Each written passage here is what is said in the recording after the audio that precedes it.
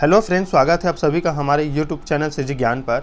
आज हम देखेंगे छत्तीसगढ़ प्री बीएड और डीएड एग्जाम के लिए इंपॉर्टेंट जीके, जो कि होगा शिक्षण अभिरुचि से संबंधित सामान्य ज्ञान। और इस वीडियो में आज इंपॉर्टेंट क्वेश्चन देखेंगे जो कि बहुत ही इंपॉर्टेंट रहेगा आपके बीएड और डीएड एग्जाम के लिए। तो वीडियो को अंत तक देखिएगा। चैनल पर नए हो तो चैनल को जरूर सब्सक्राइब कर दीजिएगा, लाइक कीजिएगा और अपने दोस्तों के साथ शेयर कीजिएगा। तो चलिए स्टार्ट करते हैं आज का फर्स्ट क्वेश्चन। अध्यापक को निम्न में से किसे महत्व देना चाहिए, बताइए दोस्तों। ऑप्शन है प्रधानाचार्य से अच्छे संबंध बनाना, छात्रों के भविष्य को लेकर चिंतित रहना, कक्षा में समर्पण भाव से शिक्षण करना, या फोर्थ ऑप्शन है उपरोक्त सभी। बताइए दोस्तों, अध्यापक को निम्न में से किसे महत्व देना चाहिए। तो देखिए दोस्तों, इसका राइट आंसर हो जाएगा कक्षा में समर्पण भाव से शिक्षण करना। एक शिक्षक का महत्वपूर्ण जो उद्देश्य होता है वो कक्षा में समर्पण भाव से शिक्षण देना ही उसका कर्तव्य होता है। तो इसका राइट आंसर हो जाएगा ऑप्शन थर्ड या ग, कक्षा में समर्पण भाव से शिक्षण करना। याद रखिएगा, इंपॉर्टेंट क्वेश्चन है। चलिए देखते हैं अगला प्रश्न। देखिए अगला प्रश्न है, अध्यापक के लिए सबसे मूल्यवान क्या है? उसकी नौकरी, उसके शिक्षण के प्रति आस्था, छात्रों का विश्वास, या उसकी गरिमा एवं मर्यादा। बताइए दोस्तों, अध्यापक के लिए सबसे मूल्यवान क्या है? तो उस अध्यापक के लिए जो सबसे मूल्यवान है, ऑप्शन ग, छात्रों का विश्वास। अगर किसी शिक्षक पर किसी छात्र का विश्वास नहीं है तो उस शिक्षक का जो उसका ज्ञान है वो व्यर्थ है। इसलिए अध्यापक के लिए सबसे मूल्यवान है कि उसके छात्र उस पर विश्वास करें। तो छात्रों का विश्वास इसका राइट आंसर रहेगा। तो ऑप्शन थर्ड रहेगा राइट आंसर। चलिए देखते हैं अगला प्रश्न। देखिए अगला प्रश्न, इसमें कथन दिया गया है, इसमें पढ़िए। नीचे एक कथन दिया जा रहा है, यदि यह कथन सत्य है तो आपका उत्तर का होगा, यदि कथन असत्य है तो आपका उत्तर ख होगा। यदि कथन केवल एक मत है तो उत्तर ग होगा, और यदि कथन दुराग्रह है तो उत्तर घ होगा। चलिए कथन को पढ़ते हैं। जो लोग शिक्षण व्यवसाय को अंतिम विकल्प के रूप में मजबूरी में अपनाते हैं वे कभी अच्छे शिक्षक नहीं बन सकते। आप विचार कीजिए दोस्तों कि उत्तर क होगा, ख होगा, ग होगा या घ होगा। जो लोग शिक्षण व्यवसाय को अंतिम विकल्प के रूप में मजबूरी में अपनाते हैं वे कभी अच्छे शिक्षक नहीं बन सकते। चलिए देखते हैं इसका राइट आंसर क्या है। तो बताइए दोस्तों, आप कमेंट कीजिए इसका राइट आंसर। तो देखिए तीसरा का राइट आंसर हो जाएगा घ। यह कथन जो है दुराग्रह है, दुराग्रह है, याद रखिएगा। तो इसका राइट आंसर हो जाएगा घ। चलिए देखते हैं अगला प्रश्न। अगला प्रश्न भी ऐसा है, नीचे दो आधारिकाएं तथा एवं एक निष्कर्ष दिया जा रहा है। यदि आधारिका सत्य है तो निष्कर्ष भी सत्य है, तो उत्तर का होगा। यदि आधारिका तथा निष्कर्ष दोनों असत्य है तो उत्तर का होगा। यदि आधारिका असत्य है किंतु निष्कर्ष सत्य है तो उत्तर ग होगा। यदि आधारिका सत्य है किंतु निष्कर्ष असत्य है तो उत्तर घ होगा। आधारिका जो दिया गया है, देखिए दिया गया है, सभी मनुष्य मरणशील हैं, राम एक मनुष्य है। सभी मनुष्य मरणशील है, राम एक, और दूसरा आधारिका जो दिया है, राम एक मनुष्य है। तो बताइए राम भी मरणशील है क्या? क्या दोनों कथन सही है, फर्स्ट और सेकेंड?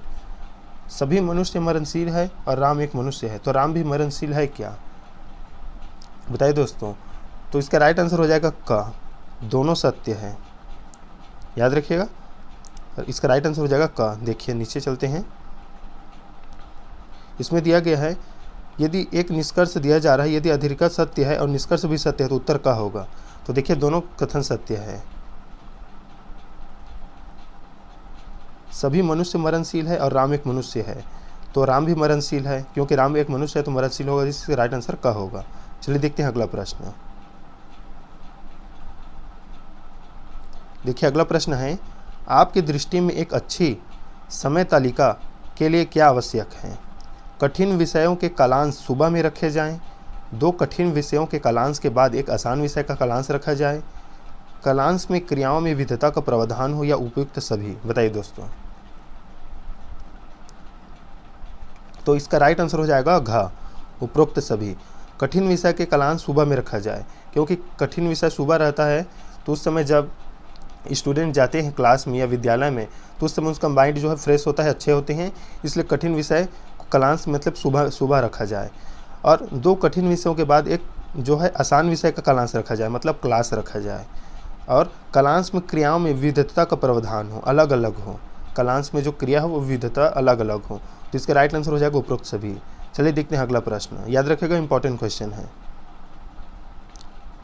देखिए अगला प्रश्न है, प्राइमरी कक्षाओं में शिक्षा का स्तर सुधारने के लिए आप क्या सुझाव देंगे?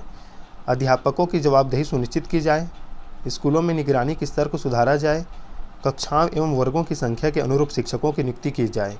बताइए दोस्तों, या फोर्थ उपरोक्त सभी।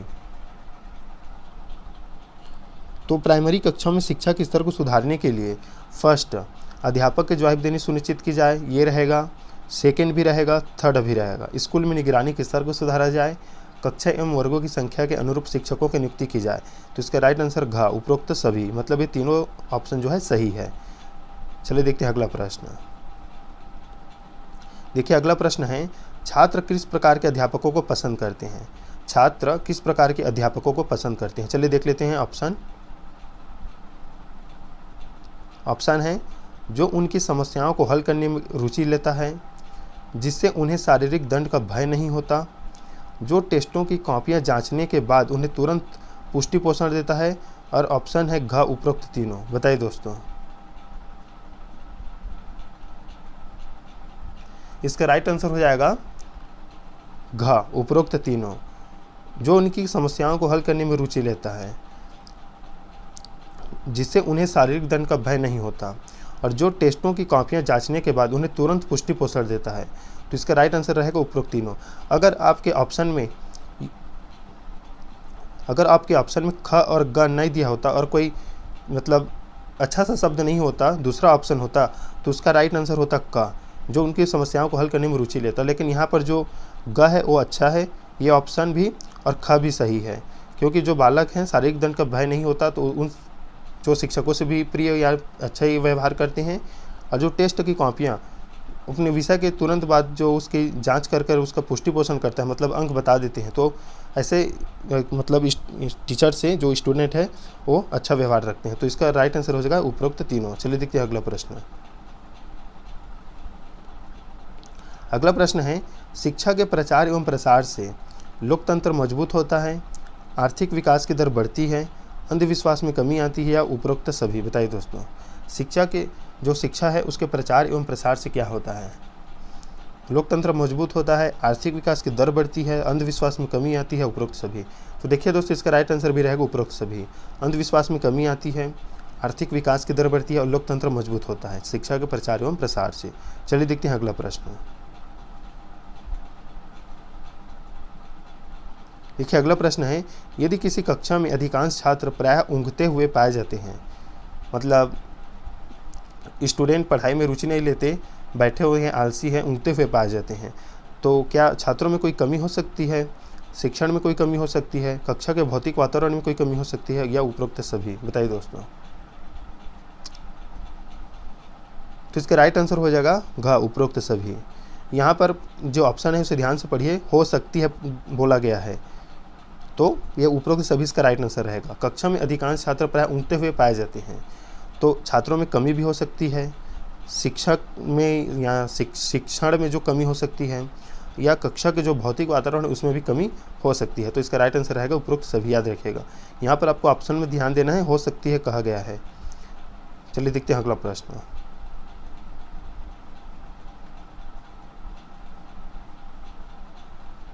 तो चलिए देखते हैं अगला प्रश्न।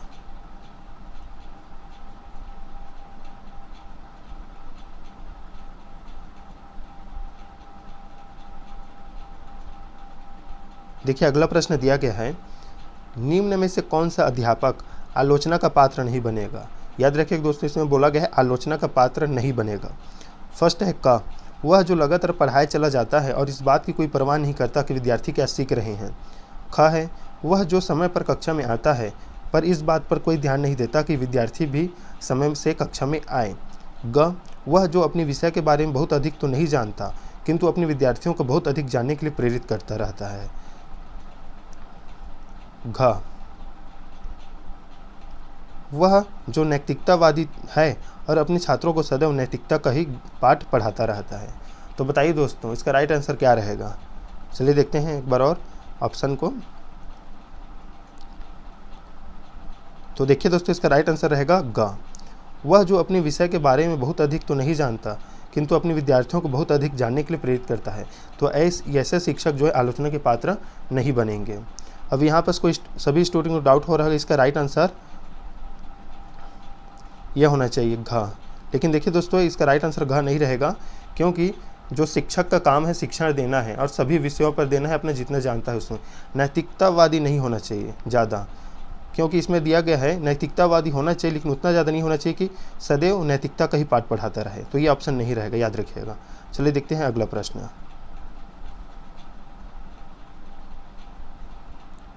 देखिए अगला प्रश्न है, अच्छा शिक्षण प्रकार यह है।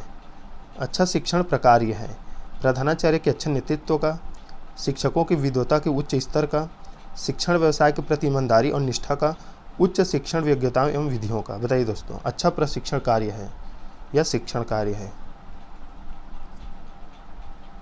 तो देखिए दोस्तों, इसका राइट आंसर हो जाएगा शिक्षण व्यवसाय के प्रति ईमानदारी और निष्ठा का। राइट आंसर रहेगा ग, शिक्षण व्यवसाय के प्रति ईमानदारी और निष्ठा का। चलिए देखते हैं अगला प्रश्न।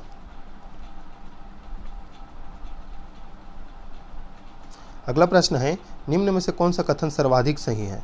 यहाँ पर कथन जो बोला गया है, मतलब जो क्वेश्चन है वो बोला है सर्वाधिक सही, आपको बताना है।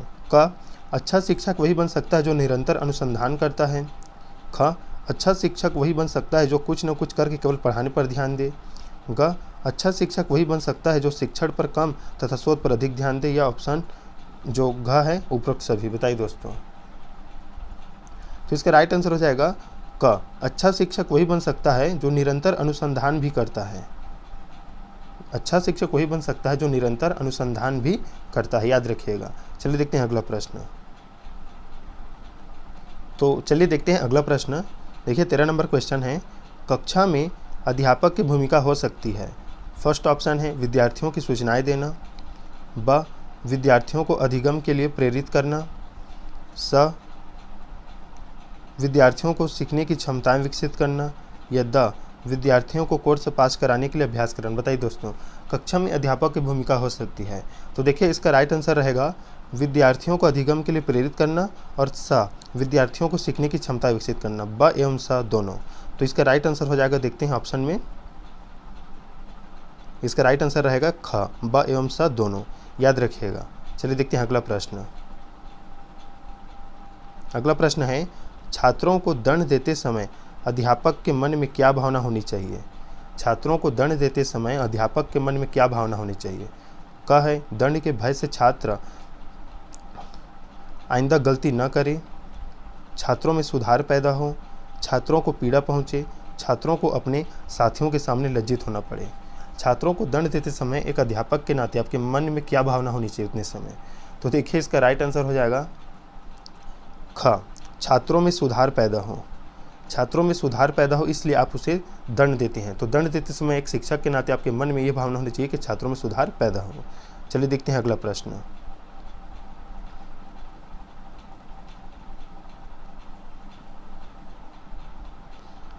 देखिए अगला प्रश्न है, अनुशासनहीनता पर अधिकतम किसी छात्र को क्या दंड दिया जाना चाहिए? फर्स्ट, छात्र को स्कूल से हमेशा के लिए निकाल दिया जाना चाहिए। ख, छात्रों को स्कूल से अनिश्चित काल के लिए निलंबित कर दिया जाए और यदि छात्र क्षमा मांगकर अंडरटेकिंग दे तो उसे पुनः स्कूल में ले लेना चाहिए। ग, छात्रों पर भारी आर्थिक जुर्माना लगाना चाहिए। या घ, मैदान के 10 चक्कर लगवाना चाहिए। बताइए दोस्तों, अनुशासनहीनता पर अधिकतम किसी छात्र को क्या दंड दिया जा सकता है? यहाँ पर क्वेश्चन में अधिकतम बोला गया है दोस्तों, याद रखिएगा। तो देखिए इसका राइट आंसर हो जाएगा ख हो जाएगा। छात्र को स्कूल से अनिश्चित काल के लिए निलंबित कर देना चाहिए और छात्र अगर क्षमा मांगे तो उसे पुनः स्कूल में ले लेना चाहिए। अब यहाँ पर अनिश्चित काल है, मतलब 1 दिन के लिए, 2 दिन के लिए। अगर वो क्षमा मांगता है तो उसे वापस स्कूल में रख दिया जाता है। तो अधिकतम किसी छात्र को क्या दंड देना चाहिए? तो स्कूल से अनिश्चित काल के लिए, मतलब 1, 2, 3, ज़्यादा से ज़्यादा, उसके बाद बुला लेना चाहिए। तो इसका राइट आंसर हो जाएगा ख, याद रखिएगा। चलिए देखते हैं अगला प्रश्न।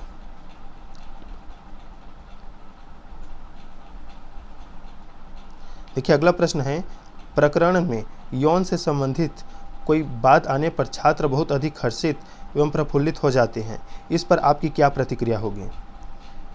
क, आप भी उनका साथ देंगे, आप उन्हें दंडित करेंगे, आप शिक्षण को सामान्य अवस्था में रखेंगे और इस पर कोई उत्तेजना नहीं दर्शाएंगे, या घ, उपरोक्त कोई नहीं। बताइए दोस्तों। तो देखिए इसका राइट आंसर हो जाएगा, अगर प्रकरण में यौन से संबंधित कोई बात आ जाए तो छात्र अगर बहुत हर्षित या प्रफुल्लित हो जाए तो एक शिक्षक के नाते आपका जो शिक्षण है वो सामान्य अवस्था में रखेंगे आप, और उस पर कोई भी उत्तेजना नहीं दर्शाएंगे। तो इसका राइट आंसर रहेगा ग। चलिए देखते हैं अगला प्रश्न।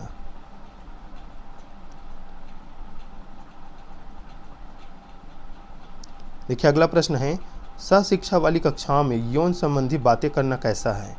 आपको बताना है सशिक्षा वाली कक्षाओं में यौन संबंधी बातें करना कैसा है। कदापि ठीक नहीं, इस पर उतनी ही बात की जाए जितनी की प्रकरण में आवश्यकता है, इस पर विस्तार से चर्चा की जाए ताकि छात्र छात्राओं के मन में शंका न रहे, या घ, उपरोक्त में से कोई नहीं। बताइए दोस्तों। तो देखिए इसका राइट आंसर हो जाएगा, इस पर उतनी ही बात की जाए जितनी की प्रकरण में आवश्यकता है। सशिक्षा वाली कक्षाओं में मतलब बालक और बालिका एक साथ पढ़ते हैं उन कक्षाओं में, तो इस पर उतनी ही बात की जाए जितनी की प्रकरण में आवश्यकता है। इसका राइट आंसर हो जाएगा ख। चलिए देखते हैं अगला प्रश्न।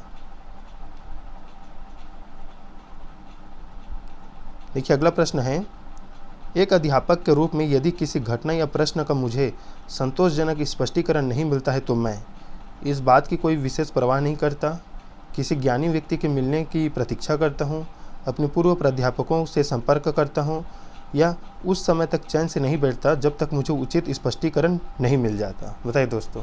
एक अध्यापक के रूप में यदि आपका घटना या प्रश्न से संबंधित संतोषजनक नहीं है, मतलब आपका मन उस प्रश्न या घटना के प्रति संतोषजनक नहीं है, स्पष्टीकरण नहीं है, तो इसका आप कौन सा उचित आंसर देंगे। तो देखिए दोस्तों इसका राइट आंसर हो जाएगा घ। उस समय तक आप चैन से नहीं बैठेंगे जब तक आपको उसका जो उचित स्पष्टीकरण न मिल जाए। याद रखिएगा, आप उसे जानने का प्रयास करेंगे कि वो इसका संतोषजनक उपाय क्या है, मतलब वो क्या है, उसमें स्पष्टीकरण क्या है संतोषजनक। उसके बाद आपका जो मन है संतोषजनक होगा, तो उस समय तक आप चैन से नहीं बैठेंगे जब तक आपका उसका जो जवाब नहीं मिलेगा या उचित स्पष्टीकरण नहीं मिलेगा। चलिए देखते हैं अगला प्रश्न।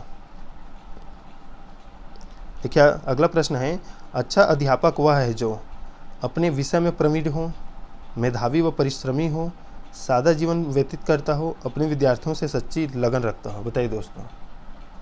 अच्छा अध्यापक वह है जो, तो देखिए इसका राइट आंसर हो जाएगा घ, अपने विद्यार्थियों से सच्ची लगन रखता हो।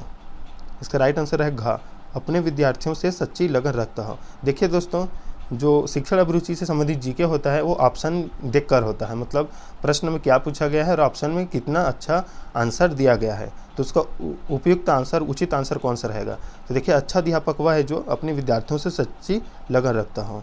कहीं कहीं पर आपको देखने को मिलेगा कि अपने विषय में प्रवीण हो, मतलब वो अध्यापक कौन सा है जो अच्छा हो, तो वो अपने विषय को जानते हो, ये भी रहता है। लेकिन यहाँ पर अगर विद्यार्थियों की आई है तो विद्यार्थियों से सच्ची लगन करता हो, ये इसका राइट आंसर रहेगा। याद रखिएगा। चलिए देखते हैं अगला प्रश्न। देखिए अगला प्रश्न है, किसी कक्षा में प्रवेश के लिए एक निश्चित आयु का निर्धारण क्यों आवश्यक है। किसी कक्षा में प्रवेश के लिए एक निश्चित आयु का निर्धारण क्यों आवश्यक है। क, क्योंकि पाठ्यचर्या आयु की विशेष रुचियों में मांगों को ध्यान में रखकर ही तैयार की जाती है।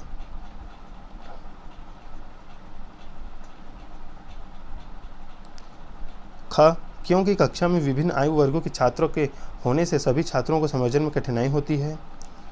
ग, क्योंकि अध्यापक को सबके साथ समान व्यवहार करने में कठिनाई होती है, या उपरोक्त सभी। बताइए दोस्तों। तो इसका राइट आंसर हो जाएगा उपरोक्त सभी। उपरोक्त सभी।